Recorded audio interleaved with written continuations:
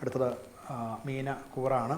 പൂരുരുട്ടാതിയുടെ അവസാനത്തെ പാദവും ഉത്രട്ടാതിയും രേവതിയും ചേർന്നതാണ് മീനക്കൂറ്. ഇവർക്ക് 5-ാം ഭാവത്തിലെ വ്യാഴ ശുക്രന്മാരുടെ യോഗം കൊണ്ട് വളരെ വലിയ ഈശ്വരാനുഗ്രഹം ഉള്ള കാലമാണ്. എന്നാൽ ലഗ്നത്തിലെ ശനി ചില പുതിയ ഉത്തരവാദിത്തങ്ങളും കുറേയേറെ ശ്രമകരമായിട്ടുള്ള ചില ഉത്തരവാദിത്തങ്ങൾ ചെയ്തു തീർക്കേണ്ടതായിട്ടുള്ള ഉത്തരവാദിത്തങ്ങൾ വന്നു ചേരാൻ സാധ്യതയുണ്ട്.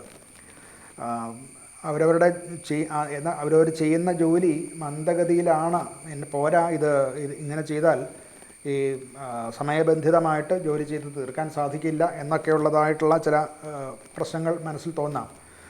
എങ്കിലും അഥവാ അതിൻ്റെ പേരിൽ പ്രയാസപ്പെടേണ്ട കാര്യമില്ല. നിങ്ങൾ ചെയ്തുകൊണ്ടിരിക്കുന്ന ജോലി ഇപ്പോൾ അതുകൊണ്ടുള്ള പ്രയോജനം കിട്ടുന്നില്ല എങ്കിൽ പോലും അത് അടിസ്ഥാനമാണ്, അടിത്തറ നിർമ്മിക്കലാണ് എന്ന് മനസ്സിലാക്കുക. ദീർഘകാലത്തേക്കുള്ള പദ്ധതികളൊക്കെ ആവിഷ്കരിക്കാൻ നല്ലതാണ്. ഈ താൽക്കാലിക നേട്ടങ്ങൾക്ക് വേണ്ടിയിട്ടുള്ള ധനവിനിയോഗങ്ങളോ പദ്ധതികളോ നടത്താതിരിക്കുകയാണ് നല്ലത്. എന്തായാലും ഇപ്പോൾ നടത്തുന്ന അധ്വാനത്തിൻ്റെ, കഠിനമായിട്ടുള്ള അധ്വാനിക്കേണ്ടി വരും, ആ അധ്വാനത്തിൻ്റെ ഫലം പിന്നീട് അനുഭവിക്കാനുള്ള യോഗം ഉണ്ടാവുന്നതാണ്.